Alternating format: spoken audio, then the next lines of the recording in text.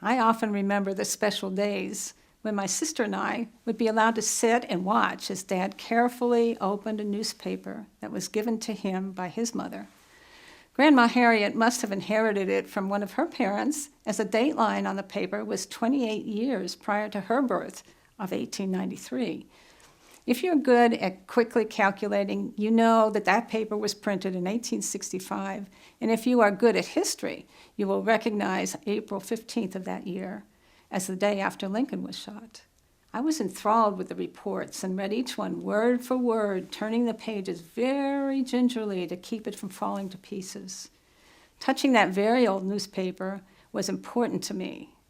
Grandma Harriet died when I was just 6 months old, and holding something she had held was a physical connection for which I was grateful. We didn't know about DNA back then, but I knew she was present in that newspaper every time I touched it.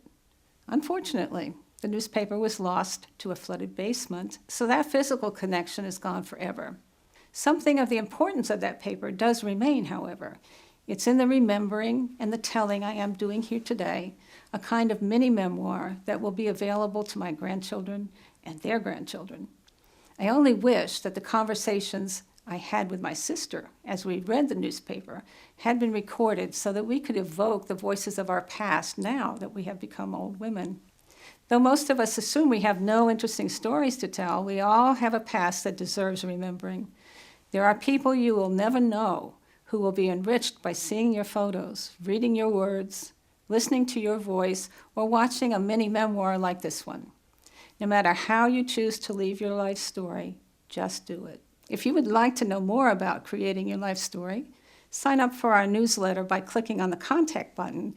The newsletter contains personal history topics, tips, seasonal specials, and surprise coupons. If you would like to discuss your legacy project, click the Schedule Now button to reserve your free consultation about how to create your life story, the best gift you will ever give. And by the way, check out the link beneath this video to see the scanned copy of the April 15th, 1865 newspaper. Thank you for listening to my story today. Be well.